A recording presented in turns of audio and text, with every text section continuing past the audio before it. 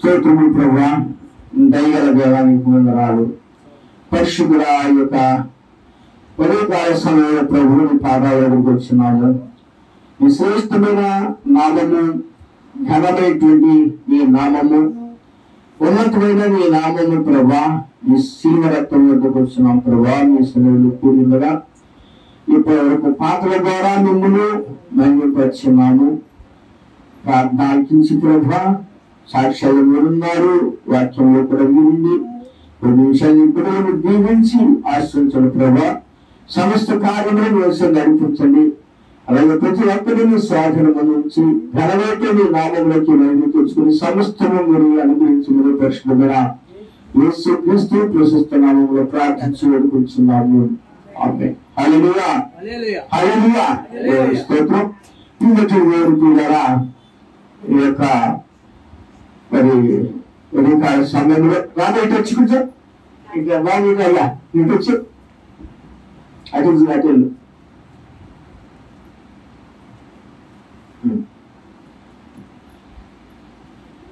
మనం దేవుని యొక్క వాక్యంలోకి మనం వెళ్ళాము. దేవుని యొక్క కృపను బట్టి ఆయన శ్రేష్టమైన ఆశీర్వాదం మనకు కావాలి. ఆయన యొక్క ఉన్నతమైన ప్రణాళికనే మనం ఉంచాడు. ప్రవక్త చెప్తాడు, ఒక మనిషి రక్షణ పొందినప్పుడు ఎలాంటి పరిస్థితులు పొందుతున్నారు, ఎలా పొందుతున్నారు అని అంటే, అతను మనస్సు పరలోకంలో మనస్సు ఉన్నది, ఆ మనస్సు మీద కరుణాపేట ఉన్నది. ఆశాభాష కాదండి. ఒక విశ్వాస జీవితం అంటే ఆశాభాష కాదు. చాలా మంది విశ్వాస జీవితాన్ని మరి ఎంతో పరిస్థితులు చూస్తూ ఉంటాం. ఆ మనసు దగ్గర కరుణాపేట ఉన్నది. ఆ కరుణాపేటలో వచ్చి ప్రవహించేటువంటి రక్తంలో కరగబడితే తప్ప ఆ వ్యక్తి రక్షణ పొందలేదండి. దేవుని స్తోత్రం గడుచండి.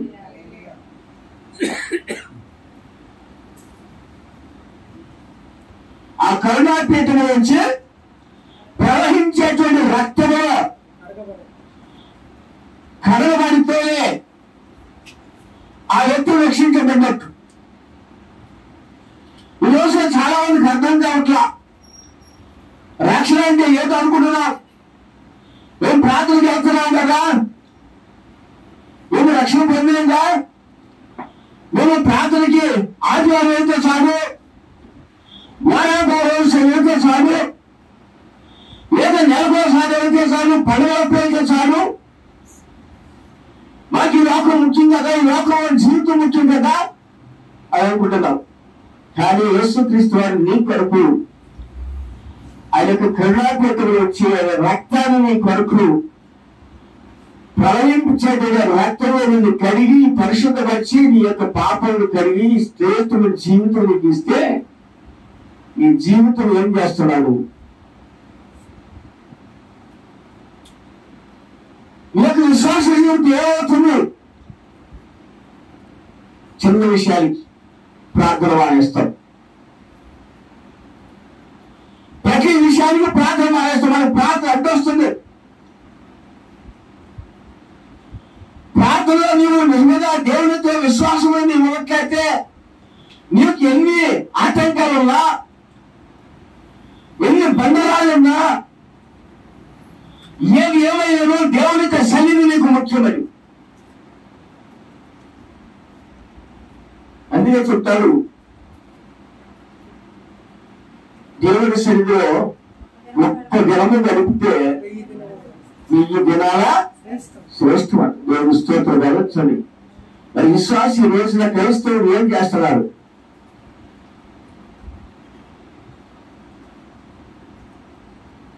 సుశీ వాళ్ళ గురువారం కదా, సీరియల్ వస్తుంది, టీవీలో చూద్దాం. గురువారం ప్రార్థన అవసరం. ఏమవుతుంది? సుశీలతో చెప్తున్నాడు పక్కన ఉన్నటువంటి సుశీతో. సుశీత అర్థం ఏంటంటే మంచి సేవలు కలిగినటువంటి స్త్రీ అని అర్థం. పేరు వచ్చిందే. ఏ పేరు? సుశీ. సుశీ మంచి సేవ కలిగినటువంటి స్త్రీ ఆ పేరు. కానీ ఆమె జీవితంలో ఏం చేస్తుంది? గురువారం ప్రార్థన ఉంటే ఏం చేస్తుందండి? టీవీ సీరియల్ ముఖ్యం. ఆమె జీవితాన్ని తగిన పేరుకి తగిన ప్రవర్తన కాదు. కానీ క్రైస్తవులే, విశ్వాసమే, నీవు విశ్వాసమే, కానీ నీవు దేవుని యొక్క వాక్యంలో కడగబడ్డవని నీకు తెలియదు. ప్రవహించేటువంటి రక్తంలో నువ్వు కడగబడ్డ సంగతి నీకు తెలియదు. ఈ యొక్క పాపములు ఆయన యొక్క రక్తం చేత కడగబడింది, నిన్ను పరిశుద్ధపరిచిన సంగతి నీకు తెలియదు. కానీ ఒక ఇంకా స్వభావ సిద్ధి మారలేదా? కడగబడిన పంది, కడగబడిన పంది ఎక్కడ పడుతుందని? ఎక్కడ? దాని స్వభావం మారుతుందా? అది ఎక్కడి నుంచి వచ్చింది? దానికంటే బుర్రకంటే చాలా శ్రేష్టమైన మురుగు కోసం చాలా ఆస్వాదిస్తాడు. పంది మంచి వాసన ఆస్వాదిస్తాడు. పందిని శుభ్రంగా కడగండి, మంచి వస్త్రాలు వేయండి, బంగారపు కడుగులు చేతులు కట్టండి, దాని కాళ్ళకి మెడలో వేయండి, దానికి మంచి వస్త్రాలు వేసిన తర్వాత దాని మీద సెంటు పుయ్యండి, దాని మెడలో బంగారపు గొలుసు వేసుకుని చేతితో పుచ్చుకుని వేయటం కలవండి. చక్కగా చుట్టారా పని చక్కగా అడిగారా, చాలా టాయిలెట్ కలిసి చక్కగా తయారు చేసారు. టాయిలెట్ చక్కగా మంచి వస్త్రాలు ధరించింది, దాని మూతికి బంగారపు కమ్మింది, దాని మెడలో కూడా ఏం వేశారు? బంగారపు గొలుసు చేసుకున్నారు. చక్కగా చేతితో పుచ్చుకుని వెళ్తున్నారు. ఎంత చూడటానికి ముసుడుకుంది పెద్ద అనుకుంటాం. చూసేవాడికి ఆనందంగా ఉంది, చూసేవాడికి ఆనందంగా అనేది నిజంగా చూసారండి. ఎంత గొప్ప విషయం! పందిని ఎంత తయారు చేశారండి, పందిని శుభ్రంగా కడిగారండి, దాని మీద ఉన్నటువంటి రోగాలన్నీ శుభ్రం చేసేసారండి, కడిగేసారు, మంచి వస్త్రాలు ధరింప చేశారండి, తెల్లటి వస్త్రాలు వేశారండి. ఆ వస్త్రాలు మంచి స్ప్రే చేశారండి, ఖరీదైనటువంటి స్ప్రే. అంతేకాకుండా ఆ పందికి ఏం వేశారు? బంగారపు గొలుసు తగిలించారండి, మెడ కూడా బంగారపు వేసేసారు. అబ్బా, ఎంత విలువగా ఇచ్చారండి ఆ పందికి. సత్య వెళ్తున్నారండి, చక్కగా ప్రయాణం తీసుకెళ్తున్నారండి. దాని యజమాని ఎవరు? పందుల యొక్క యజమాని. నడుస్తూ నడుస్తూ కొన్ని దూరం వెళ్ళింది. చల్లగానే పాపం పక్కన ఒక మురుక్కుంటుందంట. ఆ మురుక్కుంటూ వచ్చి మంచి వాసన వస్తున్నాడు. ఏ వాసన? మురుక్కుంటూ మంచి వాసన వస్తుందా? ఏ వాసన వస్తుందండి? మురుకు వాసన వచ్చింది. ఆ మురుకు వాసన రాగానే ఆ వాసన ఆస్వాదించేసి ఈ మెడలో ఉన్నటువంటి గొలుసులు చెప్పుకుని ఈ చేతిని చేసి వెళ్ళిపోయి బుర్రలో పొందాడు. అంత కష్టపడి ప్రయాసపడేటువంటి ఫలితముగా దాని స్వభావము మారలా, దాని నేచర్ మారలా. ఎందుకంటే రక్షణ పొందుందనుకుంటున్నాను, దాన్ని శుభ్రం చేశాను, కడిగాను, వస్త్రాలు ఇచ్చాను. కానీ దాని గుణము చూసేవా? దాని యొక్క గుణం ఉంది కదా, ఆ గుణము మారలేదు. అదే చెప్తాడు, పండు పుట్టుకే గొర్రె పుట్టుకు గొర్రె. ఈ రోజున విశ్వాస జీవితము, శ్రేష్టమైన జీవితము, శ్రేష్టంగా దేవుడు నిన్ను కడిగి, యేసుక్రీస్తు వారిని నిన్ను కడిగి పరిశుద్ధపరిచి ఆయన యొక్క చెరువుల నుంచి ఉన్నటువంటి మందసముల నుంచి వచ్చేటువంటి ఆ కరుణాపీఠంతో ప్రవహించేటువంటి రక్తంలో నీ పాపములను అవిధేయతలను కడిగి పరిశుద్ధపరిచి ఇది పరిశుద్ధాత్మ చేత ముద్రిస్తే, భద్రపరిస్తే ఏం చేశావు నువ్వు? ప్రవర్తన మారిందా? ప్రార్థన.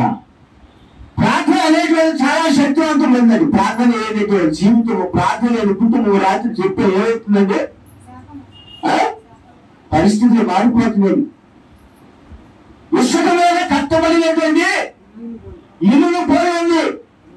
అది ఎంత గొప్ప కట్టడమైనా సరే, అది ఎంత లోతుగా తీసినా సరే, ప్రార్థన లేకపోతే ఆ యొక్క ఇల్లు కూలిపోతుందండి.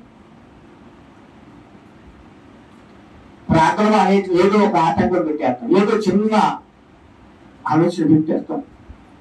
అయ్యా ఈరోజు ప్రార్థన రావడానికి వేరే కారణాలు ఉన్నాయండి, పరిస్థితులు ఉన్నాయండి, రకరకాలుగా చెప్తూ ఉంటారు, ఆటంకాలు, సాకులు చెప్తామండి. కానీ ఆ సాకులు ఎప్పుడు పనికొస్తాయి మీకు తెలుసా? ఎప్పుడు ఉపయోగిస్తుందా? భయంకరమైన పరిస్థితి వస్తుంది చూసావా? ఆ సమస్యలు ఎదుర్కోలేక, ఆ చిక్కులు ఎదుర్కోలేక, ఆ బలహీనతలు ఎదుర్కోలేక, ఆ వ్యాధులు ఎదుర్కోలేక, ఆ స్థితిగతుల యొక్క పరిస్థితి అంతా కూడా తారుమారైపోయిన తర్వాత అప్పుడు ఏం చేస్తా? ప్రభువా ప్రభువా నన్ను ఒక్కసారి కరుణించయ్యా, నా వైపు చూడయ్యా, ఇన్ని సమస్యలు ఉన్నాను. ఎప్పుడు పెట్టుకుంటామండి సమస్యలన్నీ? చుట్టూ సమస్యలు తీరిన తర్వాత ప్రభు ఎవరు, నీవెవరు? కాబట్టి ప్రియమైన దేవుడు ప్రియులరా, ప్రతి కాలంలో కూడా దేవుడు ప్రతి కాలం చేస్తుంటాడని, ప్రతి కాలంలో కూడా పరిశుద్ధాత్ముడు.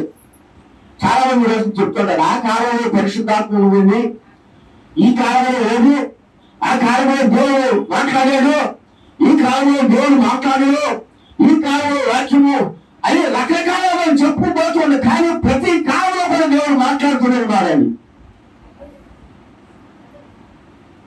కానీ నీ హృదయం అర్థం చేసుకోలేకపోతున్నావు. నీ హృదయంలో దేవుని యొక్క వాక్యానికి చోటు లేదు. ఆ నీ హృదయం తెరవలేదు. నీ హృదయం యొక్క వాక్యంలో స్థానం రాదు. నీ జీవితంలో దేవుని ప్రధాన స్థానము. కాబట్టి రోజు చెప్తున్నాను, ప్రకటన గ్రంథంలోకి వెళ్ళినట్లయితే 2వ అధ్యాయం మళ్ళా చూసినట్లయితే రాత్రి ఎఫెసు సంఘములో ఉన్నటువంటి సంఘాన్ని చూసుకున్నాము. ఇప్పుడు స్మరణలో ఉన్న సంఘం దూతకి ఇలాగో రాయుము. ఏంటంటే స్మరణలో ఉన్న సంఘం దూతకి ఇలాగో రాయుము. మొదటి వాడును కడపటి వాడున ఇండు మృతుడై మృతుడు మరలా బ్రతికిన వాడు. చెప్పారండి, స్మరణలో ఉన్న సంఘపు దూతకి ఇలాగో రాయుము. స్మరణ అనేది అర్థము చేదు.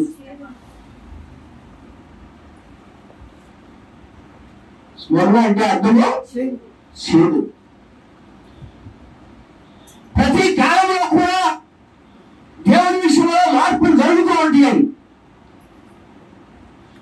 ఎఫెసీ సంఘ కాలంలోనేమో ఎఫెసీ తెలియజేసే చెప్పే మాట్లాడు, నువ్వు మొదటి స్థితిని మర్చిపోయావు, మొదటి ప్రేమని విడిచిపెట్టేసావు, మళ్ళా నీవు మొదటి స్థితిలో మార్పు పొందితే తప్ప నేను ఎత్తులు వస్తాను. లేకపోతే నీ ఎత్తులు దీపస్తంభాన్ని తీసి, దీపస్తంభము దేవుని యొక్క వెలుగండి, దేవుని యొక్క ఆత్మ, దేవుని యొక్క కాపుదల. గౌరవ పురాతన పాతకాలంలో టాటా చెందింది. ఆ ఇళ్లలో దీపం వెలిగించుకుంటే ఒక ప్రత్యేక ఒక స్థలాన్ని కేటాయించారు. ఇప్పుడు కరెంట్లు వచ్చేసినాయి. థామస్ ఎడిసన్ గారి యొక్క కృపల వల్ల కరెంట్ వచ్చేసి, బల్బు వచ్చేసి ఆ దీపాలు కనుమరుగైపోయింది. ఆ దీపము ఎప్పుడు పెడతారంటే చీకటి పడినటువంటి సమయంలో పడతారు దీపాన్ని. చీకటి పడినప్పుడైనా దీపం కావాలి. ఆ చీకటి పడినప్పుడు ఆ దీపాన్ని ఆ దీప స్తంభం మీద పెట్టేవాడు ఇంట్లో.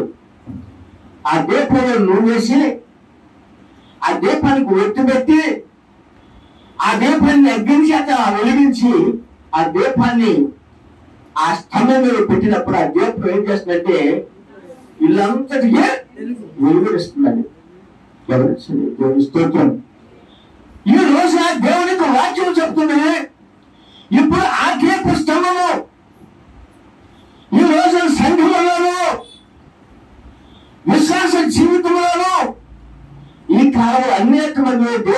కుటుంబం అనేటువంటి ఎందుకంటే దేవుడికి ఆత్మ కాదు, దేవునికి ఆత్మ చూడటం అనేది లోకంలో దాని సంగతులు సూచించేస్తాం.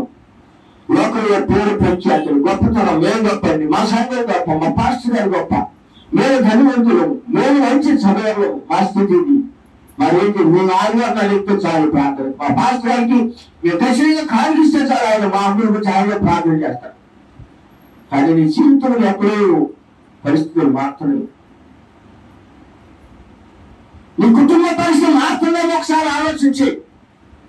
చీకటి అనేటువంటి యొక్క కుటుంబంలో ప్రవేశిస్తుందో, నీ జీవితంలో చీకటి ఎంత అయిందేమో, గుడ్డోడికి తీసుకెళ్ళి ఆ చీకటి ప్రయాణం చేయాలంటే ఏమి కనపడతాను గుడ్డోడు, ఈ గుడ్డోడు ఏమో జాగ్రత్త.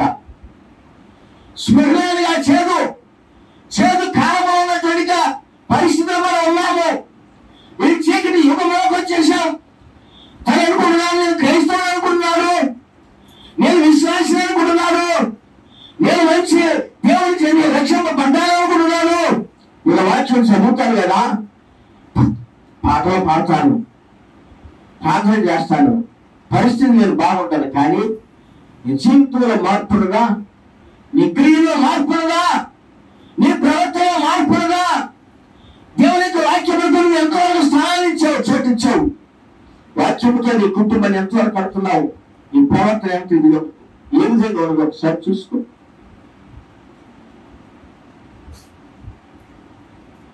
మనం ఎంత గొప్ప కట్టడం కట్టినా దేవుని యొక్క ఉగ్రత దించబడినప్పుడు ఆ కట్టడాలు కూలిపోతాయి అంటున్నాడు. ఇసుక మీద కట్టబడిన ఇల్లును పోలి ఉంది అంటున్నాడు.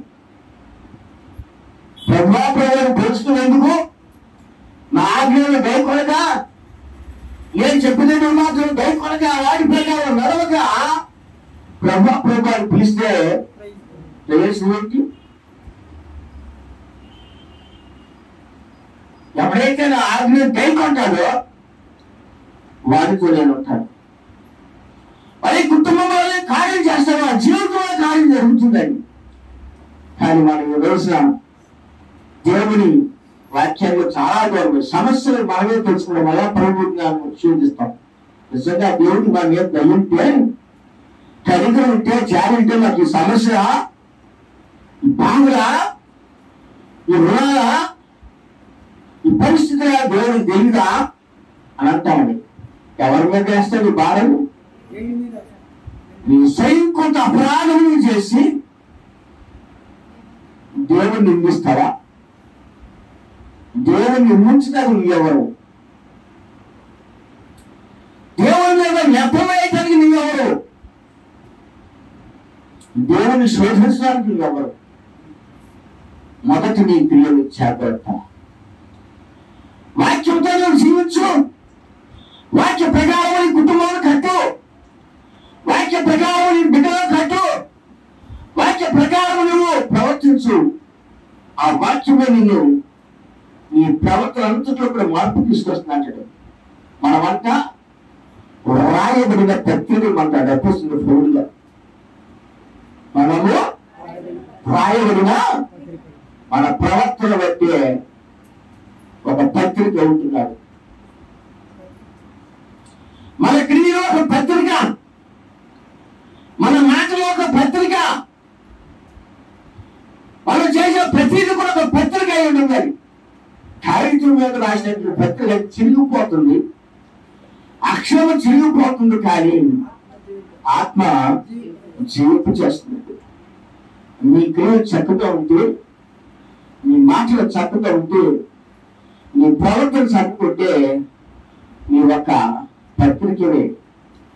నీవు కదలబడుచున్న మందస్సును, దేవుని స్తోత్రం, నువ్వు కదలబడుచున్న మందస్సును, బలమైనటువంటి సూచిక మందస్సును, నీలోని నీ క్రియలు బలితో దేవుని స్తోత్రం.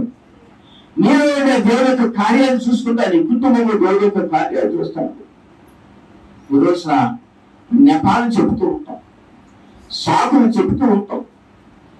దేవుని విషయంలో మనం ఎంతో అవిధేయత కలిగినటువంటి ఉదాహరణ మనం జీవిస్తూ మళ్ళా ప్రభువుని శోధిస్తాం. కారణం ఏంటంటే చేదు అనుభవాలు. చేదు కాలంలో ఉన్నటువంటి జీవితం.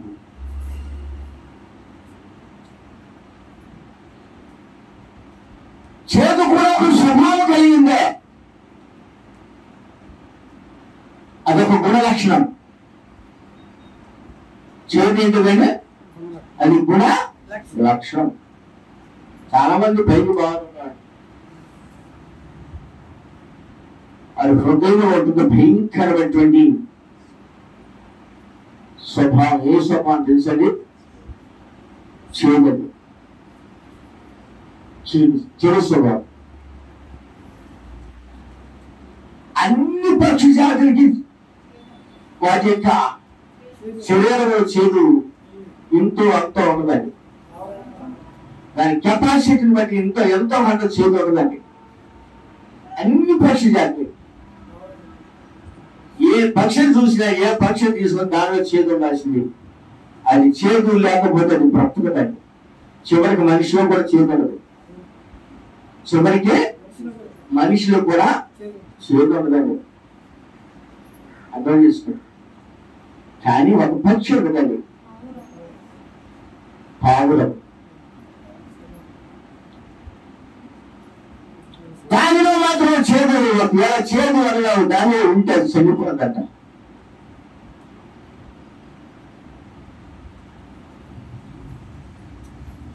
చేదు స్వభావం కలిగే పావురం ఉంటే అది చనిపోతాయి. కుళ్ళిపోయిన ఆహారం కన్నా చనిపోతాయి. ఈరోజున విశ్వాసులు వారి జీవితంలో కొన్ని స్వభావాలు కలిగి ఉన్నాం. పైకి పరిశుద్ధులు, కానీ లోపల హృదయం అంతరంగమంతా కూడా చేదు స్వభావం కలిగి ఉంటుందండి. కానీ దేవుడు మాట్లాడుతున్నాడు, నేను మృతుడనైతిని కానీ యోగ్యము తిరిగి బ్రతికించినట్టు బ్రతికిన వాడు సజీవుడై ఉన్నారు. దేవుని స్తోత్రం. ఆయన చనిపోయాడు, తిరిగి ఎవరు మొదటి వాడు ఆయనే, కడపటి వాడు ఆయనే, ఆది అంతమో ఆయనే, అల్పము మేఘంలో ఆయనే, ఉన్నవాడు అనువాడు ఆయనే, సమస్త కాలంలో ఉన్నవాడు ఆయనే. 7 దీప స్తంభము మధ్య 7 నక్షత్రం జాత పట్టుకుని 7 సుమ దేవుని సంచరించేవాడు ఆయనే. ఆయనే యేసుక్రీస్తు. ఇప్పుడు ఆయన చెప్తున్నారు 7 సంఘములతో సంచారం చేస్తున్నారు. ఆయన చూపుడు ప్రతి సంఘంలో కూడా, ప్రతి సంఘ కాలంలో కూడా ఆయన వివరిస్తున్నారండి. ప్రతి కాలంలో కూడా వివరిస్తున్నారు. చాలా మంది ఆ కాలంలో పరిశుద్ధాత్మ మాట్లాడేది, దేవుడు మాట్లాడేది పరిశుద్ధాత్మ. ఈ కాలంలో పరిశుద్ధాత్మ ప్రతి కాలంలో ఉన్నది. నా విధమైన బోధన చేత తిప్పబడి, అన్ని బోధన చేత తిప్పబడి దేవుని యొక్క వాక్యమును అతిక్రమించి మనం ప్రవర్తిస్తున్నాం. పౌలు గారు చెప్తున్నాడు ఎబ్రీ పత్రికలో, యేసుక్రీస్తు వారు నిన్న నేడు నిరంతరం ఒకే రీతిలో ఉన్నారు. వాక్యంలో చెప్తాడు ఆయన మారనే దేవుడు, మార్పు లేని వాడు. ఈరోజు చాలా మంది ఏం చూపిస్తున్నాం? దేవుడు ప్రియరా, లోకంలో సంగతి మనం గ్రహించలేక ఆయన చేసేటువంటి కార్యాలు మనం ఎందుకు పొందుకోలేకపోతున్నామంటే మన హృదయములో దేవునికి, మన హృదయము దేవుని ఎదుట సరిగా లేకపోతుంది. కొన్ని స్వభావాలు, వ్యసనముతో కూడినటువంటి ఆలోచనలు, ఒక అహంకారముతో కూడినటువంటి ఆలోచనలు. ఒక అహంకారి అనేటువంటి మనసు వచ్చిందంటే అతనికి ఏమిటి? దేవుని చేత అతను చెప్పించబడ్డాడు. చాలా మంది అహంకారం కలిగి ఉంటారండి. నాకేంటి, నాకు మూడంత ఆస్తి ఉండదు, మంచి ఇల్లు, మంచి ప్లాట్లు ఉన్నాయి, మంచి ఉద్యోగాలు ఉన్నాయి, మంచి బంగారం ఉంది, అంతా కూడా బాగా ఉంది, మా పొజిషన్ అంతా కూడా బాగుంది, నాకేంటి చదువు లేకపోతే నువ్వు లేవా?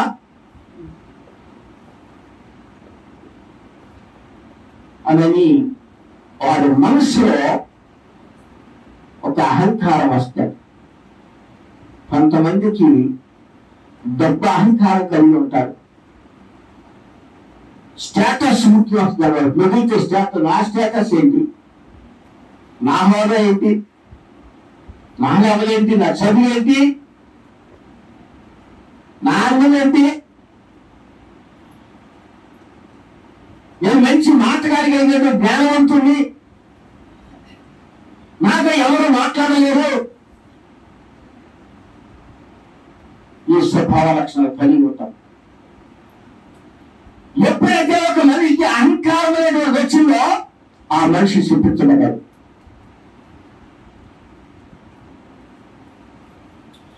శపించబడితేనే ఆ వ్యక్తిలో అహంకారం వస్తుంది. శపించబడితేనే ఆ వ్యక్తి ఒక చేదు జీవితానికి అనుభవం చేస్తున్నాడు. తన కుటుంబంలో పరిస్థితి మారిపోతుంది. చాలా మంది అంటారు, ఏంటా నేను ఎందుకు నువ్వు భయపడుతున్నావు, ఎనకాల ఉన్నాను, నా ఉద్యోగం ఏంటి, నాకు మంచి ఐఏఎస్ జాబ్ ఉంది, ఐపీఎస్ జాబ్. చివరికి ఒకనొక సమయం వచ్చినప్పుడు ఐఏఎస్ ఐపీఎస్ అన్ని కూడా ఒక్కొక్కసారి దేవుడు తీసి పట్ట పెడతాడు. చాలా మంది పరిస్థితులు జరుగుతామని తెలుసు మీకు. నెబుకద్నెజరు రాజు యొక్క జీవితం యొక్క అహంకారం కలిగి ఉన్నారు. నేను కదా ఈ పట్టణాన్ని కట్టించింది, నేను గొప్ప రాజును కదా అని అనుకుని తన మనసులో గర్వించాడు. దేవుడు చెప్తున్నాడు, ఇప్పుడే నీ ఎద్ద నుండి నీ రాజ్యాన్ని తీసుకొస్తున్నాడు. నీ వనవుని పారవుతావు, అడవిలో గద్దెలు వేస్తావు. నీ యొక్క పక్షి ఈకలాలో ఈ కోళ్ళు పరిస్థితులు ఏదైతే మనకు తెలియదు. చాలా మంది ఈ రోజున సేవకులు కూడా ఒక అహంకార స్వభావం కలిగి ఉంటున్నారు. యేసు క్రీస్తు వారు తన్ను తాను తగ్గించుకుని పరలోకం విడిచిపెట్టి భూమి మీదకి మనిషి కుమారుడు వచ్చి ఆయన తన శిష్యుల యొక్క పాదాలు కడిగి ఆయన తన స్థితిని మార్చుకుని తను తాను తగ్గించుకుని ప్రశ్నలోకి వస్తే ఒక సామాన్యమైన మరియు గర్భాన్ని ప్రవేశించి ఆయన ఉంటే, ఈ రోజు సామాన్యమైన మానవుడు తన స్థితిని మర్చిపోతున్నాడు, తనకు ఆలోచన మర్చిపోతున్నాడు, దేవుడు తనకిచ్చిన రక్షణను మర్చిపోతున్నాడు. ఆయన కరుణా పీఠలోకి ప్రవహించబడినటువంటి రక్తంలో కడగబడ్డటువంటి స్థితిని మర్చిపోయి తనకి అవిధేయతను విడిచిపెట్టలేక అహంకారం కలిగి ఉంటున్నాడు. ఎక్కడికి వెళ్తావు నీకు అహంకారి?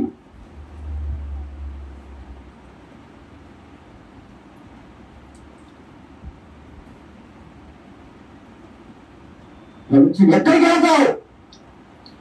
ఒక పరిచయం యేసుక్రీస్తుని పిలిచారు ఇంటికి.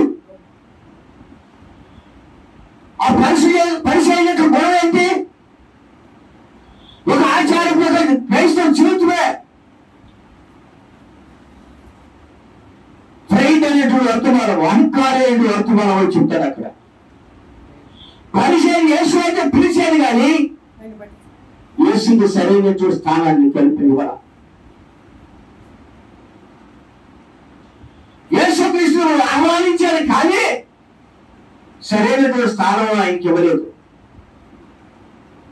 ఆయన సరిగా గౌరవించరా, ప్రేమించరా. ఎవరు ప్రేమించారు తెలుసా? ఎవరు ప్రేమించండి? పాపాత్మురాలే స్త్రీ అది. అలా సంపాదించిన దాని స్థితి అంతా మనం తీసుకొచ్చి యేసు పాదాలు కడిగింది. ఈ రోజున ఆ పరిచయుడు లాగా ఒక అహంకారం కలిగి ఉంటున్నారు. ఎవరు నాకేంటి అనుకుంటున్నారా? దేవుడిని స్థితిని మార్చగలడు, దేవుడిని పరిస్థితిని మార్చగలడు. ప్రభువులకు అసాధ్యమైంది ఏది లేదు. ఉన్న వాటిని లేనట్టుగా చేయగలడు. లేని వాటిని ఉన్నతిగా కూడా చేయగల శక్తిమంతుడు. ప్రభు సెలవీయగా దాని ప్రకారం జరుగుతుంది. అనుకుంటున్నావా నాకేంటని? ఒక మంచి చదువు అనుకుంటున్నావా? లేక మంచి ఆస్తు పాస్తులు ఉంది అనుకుంటున్నావా? మంచి గృహం ఉంది అనుకుంటున్నావా? ఐశ్వర్య ఘనత ఉంది అనుకుంటున్నావా? పేరు ప్రఖ్యాతులు ఉంది, వెండి బంగారం ఉంది, వచ్చిన నాకేంటి అనుకుంటున్నావా? నేను ఒక్క దినమంది ఆయనకు ఉగ్రతని ఒక్క క్షణంలో నీవు చూడగలుగుతావు. రెప్పపాటులో ఆయన యొక్క ఉగ్రతని నువ్వు చూడగలుగుతావు. ఆ ఉగ్రతలో నువ్వు తప్పించుకోలేవు. తప్పించుకుంటావా? అనేక దేశాలు దేవుని యొక్క ఉగ్రతను పాలవుతున్నాయి ఈ రోజు రాష్ట్రం. మంచి మంచి కట్టడాలతో కట్టడాలు, అపార్ట్మెంట్లు ఏమవుతున్నాయో తెలుసా? అవి బండ మీద కట్టలా, అవి లోతులా తీయబడలా, 12 అడుగుల లోతు, 15 అడుగుల లోతు తీసి మంచి ప్లాట్ఫామ్ చేసి మంచి పిల్లలు చేసి మంచి కట్టడాలు కట్టి మంచి పురాలు వేసినటువంటి కట్టడాలన్నీ దేవునికి ఉగ్రతకి ఏమవుతున్నాయి? అవి ఏమవుతున్నాయి అండి? కూలిపోతున్నాయి. వాళ్ళు గట్టి పురాణాలు తీరా. కానీ ఇక్కడ నువ్వు దేవుని యొక్క వాక్యం అనేటువంటి పునాది మీద కట్టబడాలి. ఆ వాక్యం కూడా నువ్వు జీవించు. నువ్వు కష్టమైన వాక్యం కూడా సెలవచ్చురా. ప్రతి చిన్న విషయానికి మనం వాక్యాన్ని పక్కన పెట్టేస్తాం. మన సొంత నిర్ణయాలు చేసిన సొంత ఆలోచనలు, నీ సొంత సిద్ధాంతాలు దేవునికి కాదు. ప్రభువులకు కావాల్సింది ఆయన చిత్తము చొప్పున నెరవేర్చువాడు ఆయనకి కావాలి. ఆయన చిత్తము చొప్పున జరిగించేవాడు కావాలి. ఈ రోజున స్మరణ కాలంతో మాట్లాడుతున్నాడు. స్మరణగా చేదు కాలము. ఆ చేదు కాలంలో ఇప్పుడు అనేక మంది ఏం చూస్తున్నారంటే, ఒకప్పుడు యేసుక్రీస్తు మాట్లాడేటండి, ఒకప్పుడు అద్భుతాలు ఉన్నాయి, ఇప్పుడు లేవు. ఒకప్పుడు స్వస్థత ఉన్నాయి, ఇప్పుడు లేవు. ఒకప్పుడు దర్శనం ఉంది, ఇప్పుడు లేదు. ఒకప్పుడు కళలు ఉన్నాయి, ఇప్పుడు లేవు. ఎందుకు? ప్రతి కాలంలో ఉన్న పరిశుద్ధాత్మ గమనించండి. ఆది కాలంలో ప్రవక్తలతో మాట్లాడిన పరిశుద్ధాత్మ గమనించండి. అయ్యా పరిశుద్ధాత్మ చేత గమనించినట్లయితే మోషేను నడిపించాడు అదే పరిశుద్ధాత్మ. అదే అగ్నిస్తంభము. యెహోషువను నడిపించాడు అదే పరిశుద్ధాత్మ, అదే అగ్నిస్తంభము. గమనించండి. ప్రతి కాలంలో కూడా దేవుడు తన యొక్క పరిశుద్ధాత్మ చేత తన ప్రవర్తనలో, తన నాయకులను, తన సేవకులను నడిపించాడు, కార్యాలు జరిగించాడు. సైన్యానికి ముందున్నారని పాడతారు చాలా మంది. ఏం పాడతాడు తెలుసా? గమనించండి. ఇశ్రాయేలు సైన్యములకు ముందు నడచిన దైవమా, నేడు మాతో కూడా నుండి మమ్ము నడిపించు. గమనించండి. పాట పాడతారు. వారి జీవితంలో, వారి హృదయంలో దేవుని ఆత్మ చేత నడిపించబడుతున్నారా?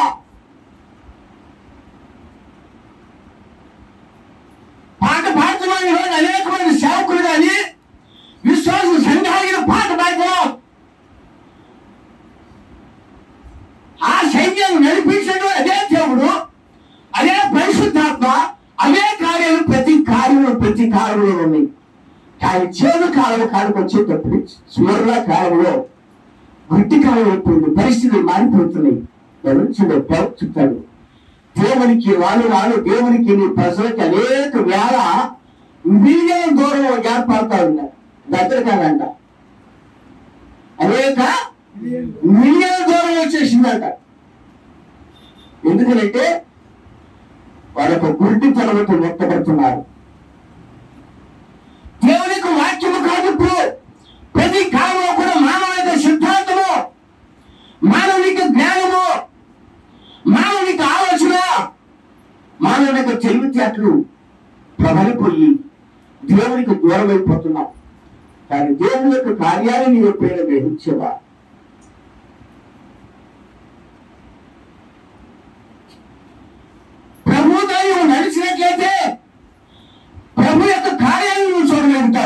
మనం ఒక ఆచారము,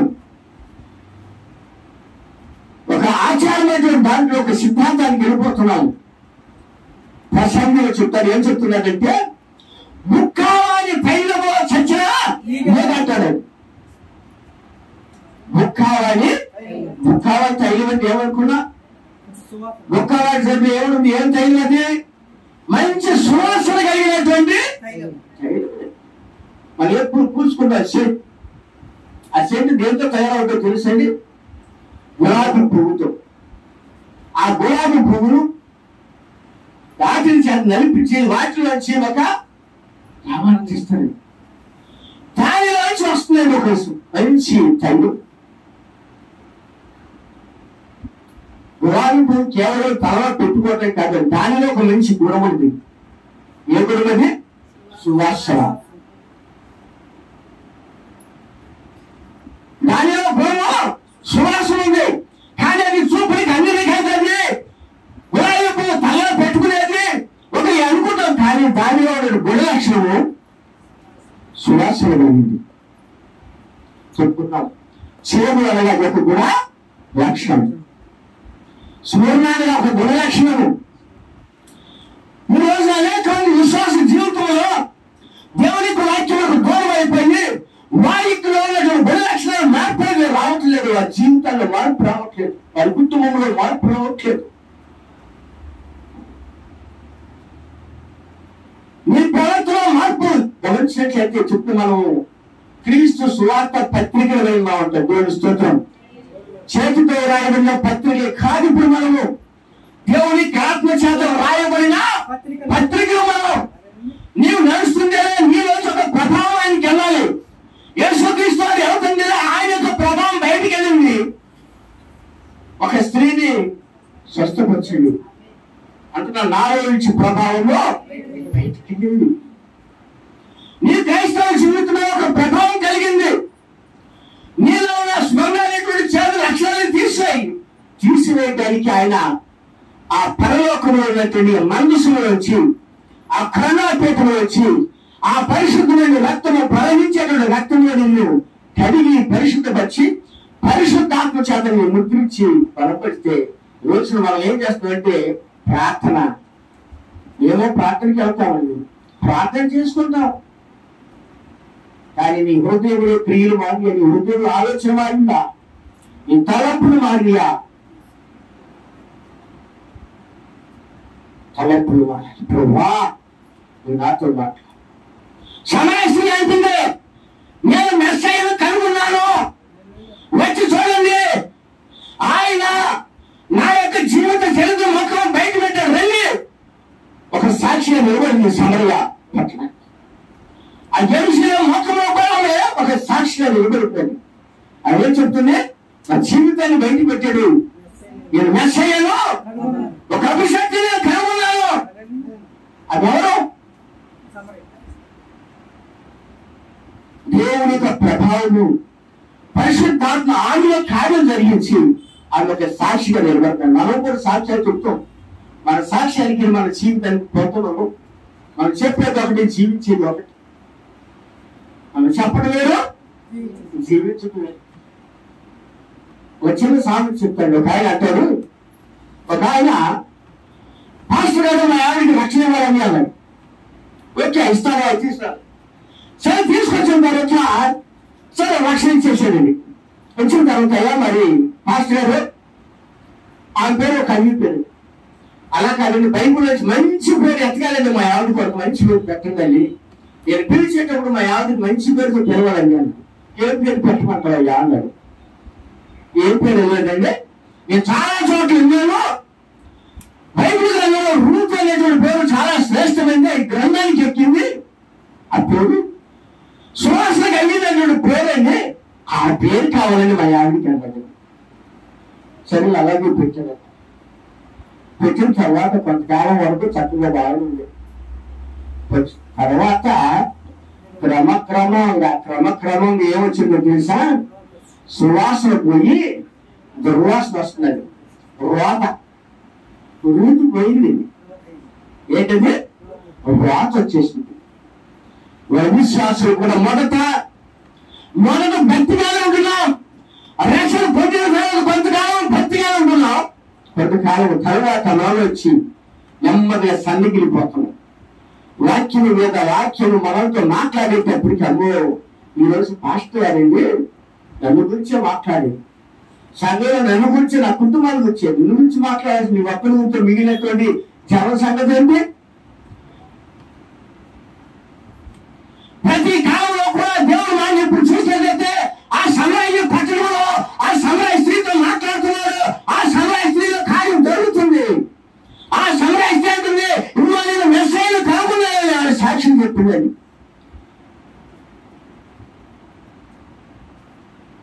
ఆ కాలంలో లేదా పరిశుద్ధాత్మ కార్యం జరిగించలేదా? అలాంటి నేను పరిశుద్ధులు కనుక మీరు పరిశుద్ధులు. నీ పరిశుద్ధత లేకుండా నీ ప్రభుని ఎలా చూడగలుగుతావు? నీ హృదయము దేవునికి వాక్యము చేత కట్టబడాలి. నీ హృదయము అదే చెప్తాడు. గాలి సీమలు కూడా రక్షణ పొందాడు, గాలి సీమలు కూడా పేతురు యోహాను వెంటాడాడు, కొంతకాలం వెంటాడుతూ ఉంటాడు అన్నాడు. గాలి సీమలు పేతురు యోహాను చేసే కార్యాలు చూసి అయ్యా మీలాగా నేర్పడి ఎదుటి వారి మీద చేతులు పెడతారు, ఆ పరిశుద్ధాత్మ వచ్చినట్టు ఆ వరాన్ని ఉన్నాయి అంటున్నారు. ఎవరు? తనలో స్వభావం మారిందా? తనలో అతను రక్షణ పొందరా? అది స్వభావంలో మారలా. ఆ కాలంలో పరిశుద్ధాత్మ పేతురు యోహాను చేత పరిశుద్ధాత్మ కార్యం జరిగించాడు. అంటున్నాడు నీ హృదయం దేవుని యొక్క సరిగా లేదు, సరి చేసుకోమని. దేవునికి నీ హృదయం దేవునికి వాక్యముకి చూడు, దేవునికి ఆత్మచేత నడిపించబడు. ప్రభు ఈ రోజు పనికి వెళ్తున్నాను, నేను సహాయం చేయి, నా ముందు నేను నడువు, నువ్వేదో నడిపిస్తే ఏది ఇస్తే అది అనిపిస్తా, ఏది ఇస్తే నేను అదే అనిపిస్తా. ప్రతి దానికి నేను బాధ్యతగా. ఎందుకు? అమూల్యమైనటువంటి రక్తము చేత నువ్వు కడగబడ్డావండి. నిష్కలంకమైనటువంటి గొర్రె పిల్ల రక్తం చేత కడగబడ్డావు, విమోచించబడ్డావు. ఎన్ని పందాలతో నువ్వు విమోచించబడలేదు. దేనితో విమోచించబడ్డావు? గొర్రె పిల్ల రక్తం చేత విమోచించబడ్డావు. విమోచన నీవు వాక్యానికి ఎంత దూరం ఉంటున్నావు? ప్రార్థన అంటే ఏదో అనుకుంటున్నావు. పాటలు పాడటమే కాదు, ప్రార్థన ఆసక్తి. ఆ ప్రార్థనలో నీ కార్యాలను చూస్తూ ప్రభువుని అడుగు. గాలి శ్రీమతో ఆ పేతురు యోహానుతో బుద్ధి చెప్పించాడు. అననీయ సప్ఫీరాలకి పేతురు చేత బుద్ధి చెప్పించాడు. అదే మరి యెషయా చూసినట్టయితే యెషయా గ్రంథంలో ఫిలిప్పి అనేటువంటి వ్యక్తి ఆ రథసాధన చేస్తుంటే ఫిలిప్పుని తీసుకెళ్లి కల్లాకే రాణితో రక్షించాడు. ఎవరు మాట్లాడారు ఫిలిప్పుతో? ఎవరు మాట్లాడారు? ఫిలిప్పు ఉన్న ప్రదేశానికి ఆ కల్లాకే రాణి ఆ రథం తోలేటోడే ఇక నపుంసకుడికి 30 కిలోమీటర్ల దూరం అంటాడు. ఎలా వెళ్ళుంటాడు యొక్క ఫిలిప్పు?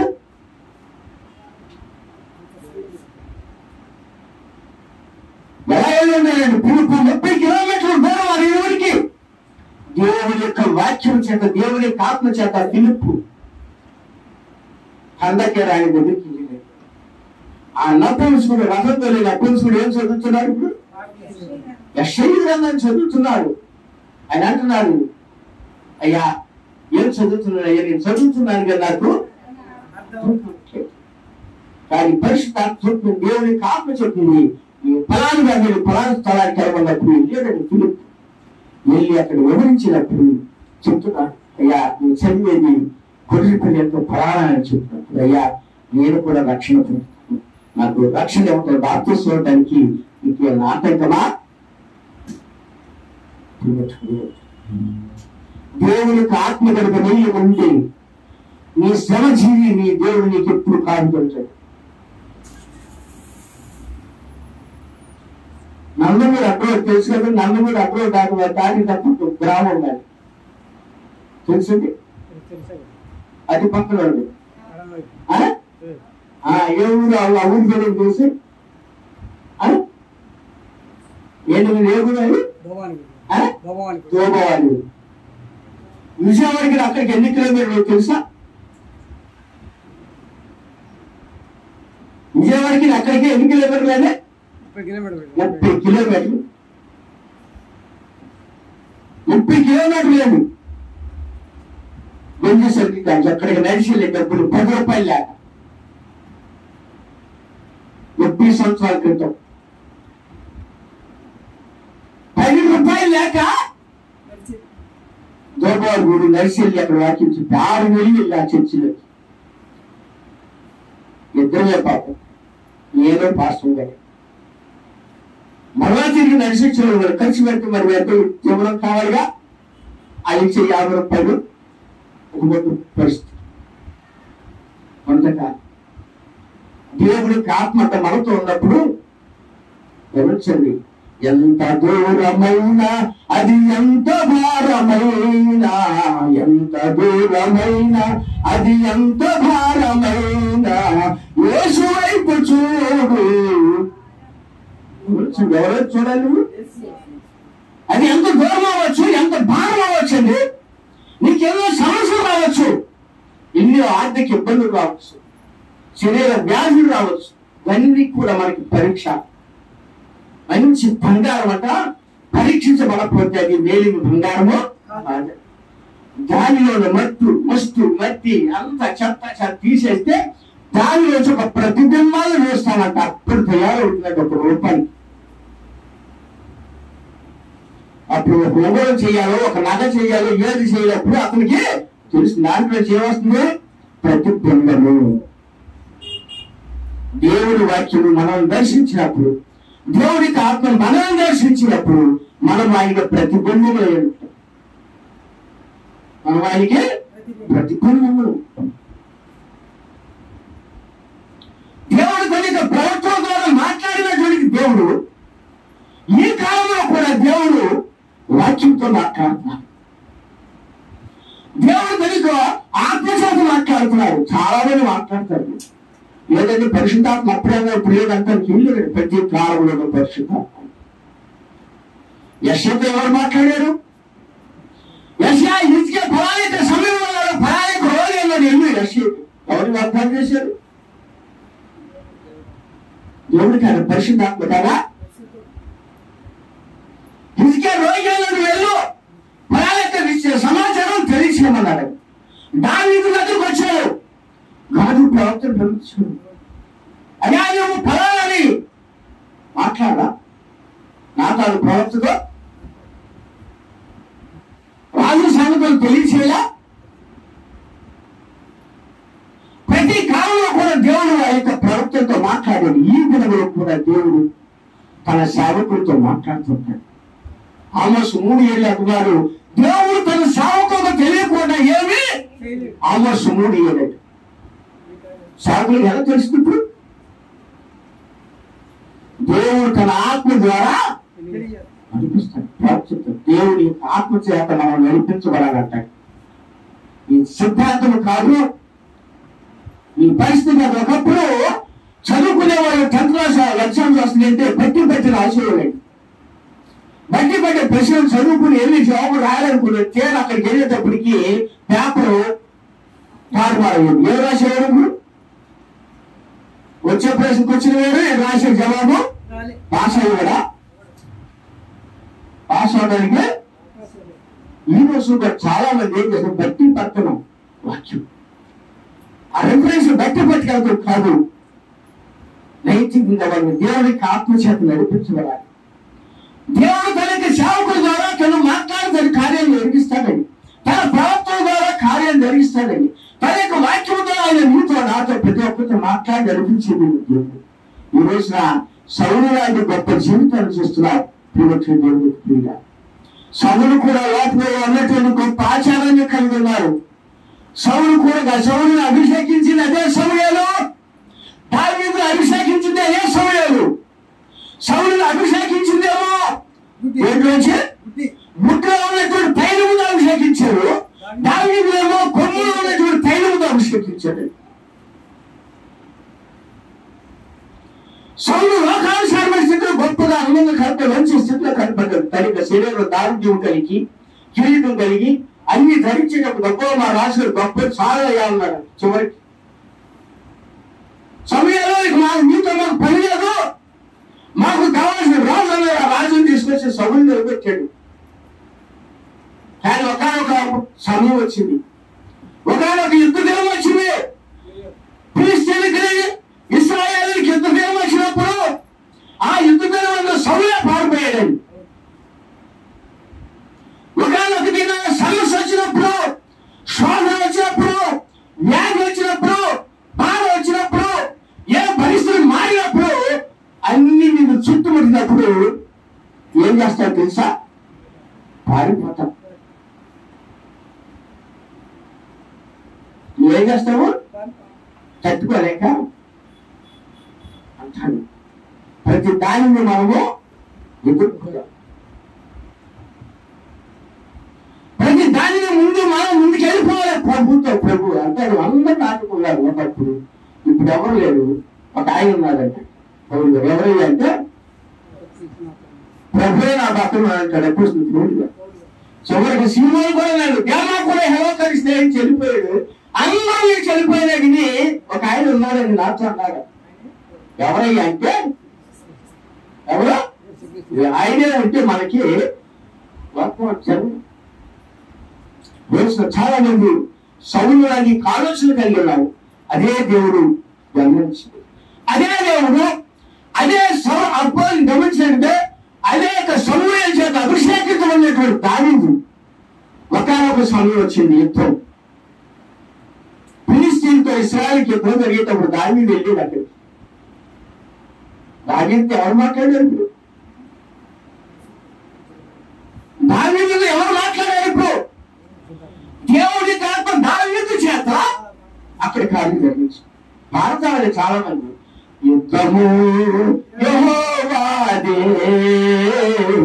యుద్ధము యెహోవాదే,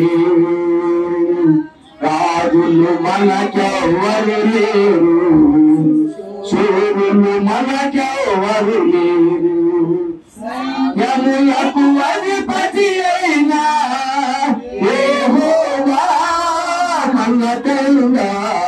యుద్ధము యెహోవాదే, యుద్ధము యెహోవాదే. పాడతాం. యుద్ధం ఆయననే అంటాం, కానీ యుద్ధాన్ని చూసి పారిపోతాం. యుద్ధాన్ని చూసి సమస్యను చూసి ప్రభువుకి అప్పగిస్తావా? నీ భావం యెహోవా మీద మోపుము, అప్పుడు ఆయన సఫలం చేయాలని వాక్యం సెలవిస్తుంటే నీ భారం ఎవరు చూస్తా? మనుషులు వైపు చూస్తాం. ఎంతకాలం చూస్తావు మనుషులు? ఎంతకాలం మనుషులు వైపు చూస్తావు? ప్రభు పక్షాన్ని ఉండు. ప్రభు నీ పక్షాన్ని ఉంటాడు. దేవునికి ఆత్మ అనేకమైన అద్భుత కార్యం జరుగుతుంది. దేవుడు తన యొక్క సేవకులతో దేవుడు ఒక వ్యక్తితో మాట్లాడినప్పుడు ఆ వ్యక్తి తన హృదయం అంతా కూడా అక్కడ ప్రమరిస్తాడు. అమ్మ ఆయన వచ్చి ప్రార్థన చేస్తుందండి. అమ్మ ఏం చేస్తుంది? ప్రార్థన చేస్తుంది. ఏం చేసింది? తన హృదయం అంతా కూడా అక్కడ కన్నీరు కాచి ప్రార్థన చేస్తుందంట. పాపం యాసి వెళ్ళినట్టు ఏది అన్నాడు. అమ్మ ఇంకా మత్తురాలు విడువా అన్నాడు. కానీ ఆమె ఎవరితో ఉండదు, దేవునికి ఆత్మ చేత నడిపించబడుతున్నాడు. దేవునికి ఆత్మ చేత కుమ్మరించుకుంటుంది. అయ్యా నేను మత్తురాలు కాదు, నేను నా హృదయాన్ని దేవుని దగ్గర కుమ్మరించుకుంటున్నా. మనిషిని పరిశుద్ధాత్మ తాకినప్పుడు తన హృదయంలో ఉన్నటువంటి అవి దేవతలన్నీ కూడా దేవుడి దగ్గర కుమ్మరించుకున్నప్పుడు తన యొక్క పరిస్థితులన్నీ మారినప్పుడు అప్పుడు దేవుడు వారిలో ఎంత దేవుని స్తోత్రం తప్పుడు వారిలో దేవుడికి మనం కావాలి. అందుకే ఆయన నువ్వు రక్షించాడు. కానీ ఇంకా నువ్వు కడగబడినటువంటి పనికిరాని జీవితమా? కడగబడినటువంటి జీవితం కడగబడ్డావు, పరిశుద్ధపరచబడ్డావు. శ్రేష్టమైన జీవితం జీవించు. ఇంకా కుళ్ళు స్వభావాలు, వ్యసనాలు, అసూయలు, దేవుని వాక్యానికి చోటు లేదు. అవివేకము కలిగి చెప్తున్నాడు, నీ పెదవులైతే దగ్గర, నీ హృదయం నాకు పెదవులతో ప్రార్థన చేస్తాం, పాటలు పాడతాం, చప్పట్లు కొడతాం, పెదవులు అన్నీ చేస్తాం. హృదయంతో ఈ హృదయం సరైనటువంటి స్థితి పొందక ఈ రోజున స్మరణ సంఘకాలంలో కూడా అదే జరుగుతుందండి. ఈ స్మరణ సంఘకాలంతో మాట్లాడుతున్నారు. ఎవరైనా మాట్లాడుతున్నారు ఏంటి గమనించండి. మళ్ళా చూసుకున్నాం చూడండి. మృతుడై మరలా బ్రతికిన వాడు చెప్పు సంగతులు ఏమనగా, నీ శ్రమను దరిద్రతను నేను అడుగుతున్నా, అయినను నీవు ధనవంతుడలే. దేవుని స్తోత్రం. నీ శ్రమ నాకు తెలుసు, నీ శ్రమ నాకు తెలుసు, నీ దరిద్రత నాకు తెలుసు. తెలీదా? ప్రభువులకు తెలియంది ఏముంది? ప్రభువులకు తెలియకుండా ఉందా? ఆయన కన్నులు ప్రతి స్థలంలో చూసిన ప్రతి హృదయాన్ని పరిశీలిస్తున్నాడు. చెప్తున్నాడు యేసుక్రీస్తు వారు ఏం చెప్తుందంటే, నీ తలలోంచి ఒక వెంట్రుకు రావాలన్నా, ఒక వెంట్రుకు మొలవాలన్నా ఆయన వశమే. నీ తల ఒక వెంట్రుకు నిలవాలన్నా, నిలబడాలన్నా ప్రభు వశమే. ఒకవేళ దేవునికి వశము లేకపోతే, దేవుడు నిన్ను విడిచిపెడితే ఎవరు పట్టాలంటే దెయ్యం పట్టుకోవాలి. దేవుని చేతి నుంచి విడిపోయావంటే, విడిచిపెట్టబడ్డావంటే దెయ్యం రమీగా ఉంటాడు, పట్టుబట్టాడు దురాత్మ. అప్పుడు వాళ్ళ ప్రవేశం ఏం ప్రవేశిందో తెలుసా? అహం. ఏంటంటే అహం. నాకేంటి? మంచి ధనవంతుడి, మంచి జ్ఞానవంతుడి, మంచి చదవండి, మంచి ఉద్యోగం ఉంది, మంచి ఆస్తుపాసు ఉంది, మంచి అందం ఉంది, వెండి బంగారం ఉంది, మాకేంటి అనుకుంటున్నావు. ఎదురువారా ఈ రాత్రి నీ పరిస్థితి మారితే నీ సంగతి ఏంటి? అది తెలీదా? నీ దరిద్రత, నా దరిద్రత ఆయనకి తెలీదా? నా జీవితం ఆయనకి తెలియదా? నా యొక్క పరిస్థితి సమస్తం కూడా నిన్ను కూర్చి కూడా ఆయనకి తెలుసు. నిన్ను కూర్చి ప్రతి ఒక్కరి కూర్చి కూడా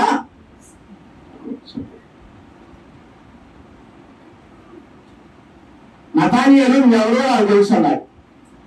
నువ్వు ఆయన చెట్ల కింద ఉండదు, నువ్వెవరో నాకు తెలుసు. వీళ్ళందరూ అడుగుతున్నారు, అయ్యా నువ్వు నతానియేలు కానీ పెద్దవాడా, అబ్రాహం కన్నా ముందున్నవాడు అన్నావు, నీకు ఇంకా 50 సంవత్సరాలే లేవు అని అంటున్నారు. అలా నతానియేలు సంగతి దేవుడికి తెలుసు, పరిసయ్యుడి సంగతి తెలుసు, సద్దుకాయి సంగతి తెలుసు, జ్ఞాని సంగతి తెలుసు, ప్రతి ఒక్కరి సంగతి కూడా ఆయనకి తెలుసు. ప్రభువులకు మరువైనది ఏది లేదు. నెబుకద్నెజరు రాసిన గురించి చెప్పారు. దానిలో అయ్యా రాజా, తన మనసులో ఒక ఆలోచన కలిగి ఉన్నారు, నేను గొప్పవాడు కదా, ఈ రాష్ట్రం యొక్క ప్రదేశం తప్పి నేను కదా నువ్వు అనుకున్న ఆలోచించి కలిగినావు. కానీ నీ దగ్గర ఏమొచ్చిందంటే, దాచము తీసుకుంటాను. ఈ పరిస్థితి అయిపోతుంది, స్థితి మారిపోతుంది. మనిషి తన స్థితిలో ఎప్పుడు గర్వపడకూడదు. ఉన్నా లేకపోయినా ఎలా ఉన్నది సామాన్యంగా వెళ్ళిపోవాలి. ఈ రోజున మనం ఎలా ఉన్నామంటే మన యొక్క స్థితిగతులు మర్చిపోతున్నాం, మన పేదరికాన్ని మర్చిపోతున్నాం, నీ దరిద్రతను మర్చిపోలేవు. నేను ఆశించి దరిద్రతను విడిపించి విమోచించి నీకు మంచి జీవితం ఇచ్చి, మంచి గృహం ఇచ్చి, మంచి ఆశీర్వాదం ఇచ్చి, మంచి స్థితి ఇస్తే నువ్వేం చేస్తున్నావు? స్థితిని ఏం చేస్తున్నావు? మనము అహంకారంతో, అవివేకంతో నాకేంటి, ఒకప్పుడు నీ పరిస్థితి ఏంటి? దావీదు గొర్రెల దొడ్డప్పుడు నీ స్థితి ఏంటి? ఆ గొర్రెల దొడ్డ నుంచి తీసుకొచ్చి దావీదుని గొర్రెల నుంచి తీసుకొచ్చి రాజుగా చేసినప్పుడు అంటున్నా, యా నువ్వు నన్ను ఈ స్థితికి తీసుకొచ్చు, నేను ఎంతటి వాడు ప్రభా? గొర్రెల మధ్య తీసుకొచ్చానే, నా గోత్రం చిన్నది, నా కుటుంబం చిన్నది, నా కుటుంబంలో నేను చిన్నవాడే, ఏ పాటి వాడు ప్రభువా? తన విశ్వాసాలను చాటుకున్నాడే. మన స్థితిని మర్చిపోతున్నాం. మన స్థితి మారుగానే, మన రేంజ్ మారుగానే, మన స్టేటస్ మారగానే ఎవరినేం చేస్తాడు? ప్రభువుని మనము పక్కన పెట్టేస్తాం. ఇస్కరియోతు యోధ అదే చేశాడు. ఇస్కరియోతు యోధ అదే చేశాడు. యేసుని వెంబడించాడు. 3 సంవత్సరాలు యేసుతో తిరిగాడు, యేసుతో తిన్నాడు, అద్భుతాలు చూశాడు, అద్భుత కార్యాలు చేశాడు, అన్ని చేశాడు. కానీ తన హృదయంలో ఒక స్వభావం ఉండిపోయిందండి. ఏంటో తెలుసా? నేను గొప్ప ధనవంతుడు కావాలి. ఆ సంగతి యేసుకు తెలుసు. హృదయ రహస్యములో ఎరిగినవాడు. ఆ సంగతి తెలిసి, ఆ విషయం తెలిసే ఇస్కరియోతు యోధకి ఆ 12 మంది శిష్యుల కన్నా యోధాకి మంచి సంచి ఇచ్చాడు. అయ్యా యోధా, నువ్వు నాకు నమ్మకస్తుడు కాబట్టి ఇదిగోయ్యా, ఈ ధనమైనటువంటి సంచి నీకు ఇస్తున్నాను, ఇది నీ దగ్గర పెట్టుకోగా ఇచ్చాడు. ఇచ్చిన తర్వాత యోధ ఏం చేస్తున్నాడు? వచ్చే డబ్బులన్నీ దాంట్లో వేసుకుంటున్నాడు. కొంత ఖర్చు పెడతాడు సేవకి, కొంత ఖర్చు దాచుకుంటున్నాడు. చివరికి తన స్థితి వచ్చేసిందండి. పరీక్ష కాలం వచ్చేసింది. పరీక్ష తనలో ఒక స్వభావం వచ్చేసింది. ఏ స్వభావం అంటే, కొంత సొమ్ము నిలబడేటప్పటికి నేను ధనవంతుడు కదా, ఈ సంచి కనుక మిగిలిపోయిందంటే ఇక నేను గొప్పవాడు, పర్వాలేదు, ఈ మిగిలిన గొర్రెల సంచి నేను ఎలా నింపాలని ఒక ఆలోచించు, చెడ్డ ఆలోచన వచ్చేసి ఎక్కడికి వెళ్ళాడు? యాజకుడు, ప్రధాన యాజకుడు దగ్గరికి వెళ్ళాడు. ఆ కాలంలో అల్లా కైఫ దగ్గరికి వెళ్ళాడండి. అయ్యా, మీరు ఎవరినైతే వెళ్తున్నారో ఆ వ్యక్తి నేను నీకు అప్పగిస్తా, నాకేమిస్తావు? అయ్యోదా, నేను అప్పగిస్తా, నాకేమిస్తావు? ఏం చేశాడు? రహస్య బేరం జరుగుతుంది. రహస్య నాకు ఈ యొక్క యేసుని అప్పగిస్తే నేను 30 వెండి నాణేలు ఇస్తాను. నేను అప్పగించే బాధ్యత నాదయ్యా. తీసుకున్నాడు, వచ్చాడు. అయితే సమయము, స్థలము అన్నీ నాకు తెలుసు. ఆ యేసు ఎక్కడ ప్రార్థన చేస్తాడు, ఆ యేసు ఎలా ఉంటాడో, ఆ యేసు ఏ సమయం ఉండదో, ఆ విషయాలన్నీ నాకు తెలుసు. కాబట్టి ఆ యేసు పరిస్థితి నేను అప్పగిస్తాను రమ్మన్నాడు. ఆ 30 వెండి నాణేలు తీసుకుని వెళ్ళిపోయాడు. ఆ వెండి నాణేలు 30 వెండి నాణేలు ఆ సంచిలో ఎగిన సంచి నిండిపోయిందండి. ఆ కొరవ నిండిపోయిందండి. తన కాయ అందరిలో ముగిసిపోయింది. 1,00,000 సంపాదించాలి, ఇంకొక 1,00,000 సంపాదించాలనుకుంటారు. 2 లక్షలు సంపాదించి ఇంకొక 1,00,000 సంపాదించాలంట. 1,00,000 సంపాదించి ఇంకో 1,00,000. ఇక అతనికి ఆశ, ఆ ధనం అనేటువంటి దెయ్యం పట్టినప్పుడు తనలో ఆశ మిగిలిపోయి పెరిగిపోయి తన దేవునికి వాక్యం చదివిపోతాడు, దురాశించాడు. ఇప్పుడు ఇస్కరియోతు యోధ జీవితం కూడా లేదు. ఆ సంచి ఎప్పుడైతే నిండిపోయిందో, ఆ సంచి నిండగానే ఈ యోధ వెళ్ళిపోయి ఒక చోటకి వెళ్ళిపోయాడు. ఏం కొన్నాడు? పొలం కొన్నాడు. వెళ్దామని పొలాన్ని కొన్నాడు. అనుభవించడా? అనుభవించరా? తన కుటుంబంలో కూడా అనుభవించరా? తన భార్య బిడ్డలు అనుభవించరా? వెళ్ళిపోయాడు. తనలో ఏం ప్రవేశించాడు? సాతాను. తనలో సాతాను వెళ్ళిపోయి ఏం చేశాడు? తను తాను చెట్టుకి ఉరేసుకుని అక్కడితో తన కాలం ముగిసిపోయింది. అనుభవించింది ఏమన్నా? 11 మంది శిష్యులేమో పరలోకం నుంచి వచ్చారు కాబట్టి పరలోకానికి వాళ్ళు దేవుని కొరకు శ్రమ అయినా, కరువు అయినా, ఖడ్గమైనా, వ్యాధి అయినా, బాధ అయినా, శిరఛాదమైన సమస్తం కూడా హతసాక్షిగా నిలబడ్డారు. 11 మంది. 12వ వాడు ఇస్కరియోతు. తన స్థానం ఏది? తన స్థానాన్ని కోల్పోరా, తిరిగి తన స్థానానికి వెళ్ళిపోయాడు. ఏ స్థానం అంటే పాతాళము. తన స్థానానికి వెళ్ళిపోయాడు. వెళ్ళిన విశ్వాసం ఎలా ఉన్నారంటే, ఈ భూమి మీద దేవుని యొక్క పరిశుద్ధాత్మ పనిచేస్తే కార్యం జరిగిస్తుంది. దెయ్యము, దురాత్మ కూడా కార్యం చేస్తుంది. 1వ యోహాను ఏం చెప్తుందంటే, ఏది బ్రహ్మపరిచిన ఆత్మ, ఏది దేవుని యొక్క ఆత్మ మీరు తెలుసుకున్నట్టు. 1వ యోహాను 4వ అధ్యాయం చివరి కూడా బ్రహ్మపరిచే ఆత్మ లేదు. 1వ యోహాను 4వ అధ్యాయం చూడండి, చూసారండి. 6వ వచనం చదవండి. దేవుని ఎరిగినవాడు దేవుని మాట వినువు, దేవుని సంబంధి కానివాడు మన మాట వినడు. ఇందువల్ల మనం సత్య స్వరూపమైన ఆత్మ ఏదో, బ్రహ్మపరచు ఆత్మ ఏదో తెలుసుకొనిచున్నాము. దేవుని స్తోత్రం. ఏ ఆత్మ? ఇప్పుడు బ్రహ్మపరిచే ఆత్మలో ఉండిపోయాం. నేను క్రైస్తవుడి, నేను ప్రార్థనకి వెళ్తానండి, నేను ప్రభుత్వ కోసం తీసుకుంటామండి, మా సంఘంలో నాకు ఒక లీడర్షిప్ ఉంది, అది ఇదని. కానీ ఈ హృదయంలో దేవునికి చోటుందా? పరిశుద్ధాత్మకు చోటుందా? నీ కుటుంబంలో దేవుని కార్యానికి చోటుందా? కనుక కుటుంబంలో పెద్ద గృహాలు కాదు, పెద్ద పెద్ద బోటి మంది ఈ గృహానికి అధిపతి యేసుక్రీస్తే, కానీ ఆ ఇంట్లో దేవుడు కాదు, దెయ్యానికి చోటుండదు. వారి ఇంట్లో దేవుని కాదు, దేవుని కార్యాలు కాదు అతను కావాల్సింది, లోక సంబంధమైన కార్యాలు. దేవునికి ఎప్పుడు ఇవ్వబడతాడు? కాలం ముగించబడుతుంది, కాలంలో ముగించబడు. చివరి కాలానికి వచ్చేసాం, సమయం లేదు, పెరగచ్చు. దేవునికి పెరగాల. దేవుని యొక్క వాక్యంతో ఆ పరిశుద్ధాత్మ ప్రతి కాలంలో కూడా మాట్లాడతాడు, ప్రతి కాలంలో కూడా దేవుడు మాట్లాడతాడు.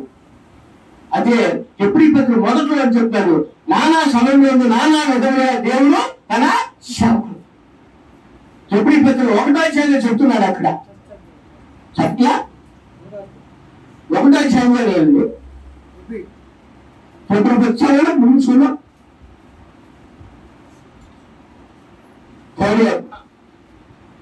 ఎప్పుడు పత్రిక 1వ అధ్యాయం. పూర్వకాలంలో నానా సమయంలో నానా విధములుగా ప్రవక్తల ద్వారా పితరులతో మాట్లాడిన దేవుడు ఈ దినమున అంతమంది కుమారుని ద్వారా మనతో మాట్లాడాడు. ఆయన కుమారుని సమస్తములకు వారసుగా నిర్మించారు, ఆయన ద్వారా ప్రపంచమును నిర్మించారు. ఆయన దేవుని మహిమ యొక్క తేజస్సు రవించారు. తేజస్సు అన్న కదా అక్కడ ఏమి కింద ప్రతిబింబము. ఏమంటే ప్రతిబింబం. ప్రతిబింబం ఎక్కడ వస్తుంది ఇప్పుడు చెప్పండి? ప్రతిబింబం ఎక్కడ చూస్తాను? నీళ్ళలో చూసుకుంటాం, ఒక అర్థంలో చూసుకుంటాం. నీ రూపు ఎలా ఉందో చూడాలంటే నీ ముఖం మీద మచ్చలు లేదు చూడాలంటే అర్థం కాడికి వెళ్ళాలి. నీ రూపు ఎలా ఉందో చూడాలి అంటే అర్థం జరగక నీళ్ళ పరిస్థితి. అవునా? కానీ అర్థంలో మన ముఖంలో ఉన్నటువంటి మచ్చలు ఏంటో, మన స్థితి ఏంటో అర్థం చూసుకుంటే ఎలా చూసుకుంటున్నామో, నేల దగ్గరికి వెళ్ళినప్పుడు ప్రతిబింబం మనకి నేలలో కనపడాలి. యేసుక్రీస్తు వారి కానా ఇందులో జరిగినటువంటి సంగతి ముగించేస్తాం. ఏం జరిగింది? ఆ బాణంలో ఉన్నటువంటి మొదట ద్రాక్షారసం అయిపోయింది. అందులో చదువుతున్నది, అమ్మా ద్రాక్షారసం అయిపోయిందమ్మా, ద్రాక్షారసం అయిపోయిందమ్మా, నీ కుమారుని మహాచింతని కార్యం చేయమని మరియను అడుగుతున్నారండి. చాలా జాగ్రత్తగా.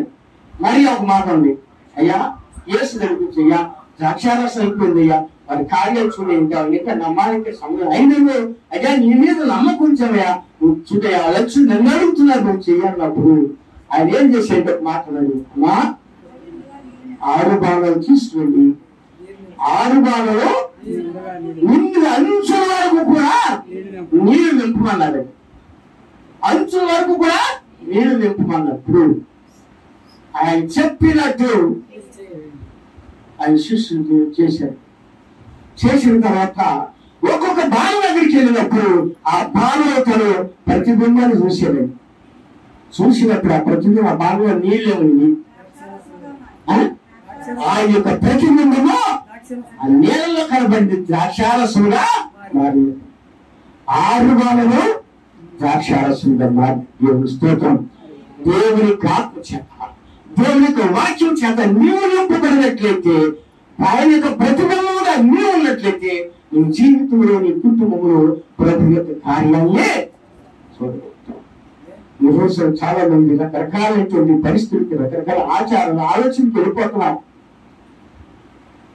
కాబట్టి దేవుడు చెప్తున్నాడు, ప్రవక్త చెప్తున్నాడు, దేవుడు సామాన్యతలోనే దాటి ఉన్నాడు. దేవుని స్తోత్రం. దేవుడు సామాన్యతలోనే దాటి ఉన్నాడండి. ఆయన గొప్ప కట్టడంలో రాలేదు, గొప్ప రాజుగారింటి పుట్టలేదు, రాణి ఇంటి పుట్టలేదు, గొప్ప ఐశ్వర్య బిల్డింగ్ లో రాలేదు, వెండి బంగారాలతో రాలేదు. కానీ సామాన్యమైనటువంటి ఒక ఎన్నిక లేనటువంటి మరీ గర్భం ద్వారా రావాల్సి వచ్చినది. అది ఒక పశువుల స్థలములో రావాల్సి వచ్చింది. కంపు కొట్టే స్థలములో. ఆ రోజు రాజు లేరా? ఆ రోజు రాజుగారు లేరా? ఏ రోజు రాజు లేరా? ఇది అనుకుంటున్నారంటే వస్తే అన్నా కైపోయిన యాజకుడు ప్రధాన యాజకుడు ఇంత రావాలి ఎవరు అనుకుంటున్నారు. కానీ ఆయన ఎప్పుడు వచ్చాడు? ఒక సామాన్యమైనటువంటి మరి గర్భంగా ఎల్లిగి చేసామా? మరి ఏం చూడగలుగుతాం? దేవుడికి ఎలా దేవుడి వాక్యంతో నింపబడు, ఆయన ఆత్మ చేత నింపబడు, దేవుడు నీతో మాట్లాడేటువంటి అనుభవాలు కూడా దేవుడిని పంపిస్తాడు. దేవుడి స్తోత్రం. ఈ రోజు నా దేవుడి కృపను బట్టి దేవుడి చిత్రం మరొక దినాన్ని మనం ఈ యొక్క సూర్య కాలాన్ని మనం ఇంకా ధ్యానం చేసుకున్నాం. ఈ కొద్ది వాక్యం ద్వారా దేవుడు మనల్ని దీవించి ఆశీర్వించి బలపరచును గాక. ఆమేన్.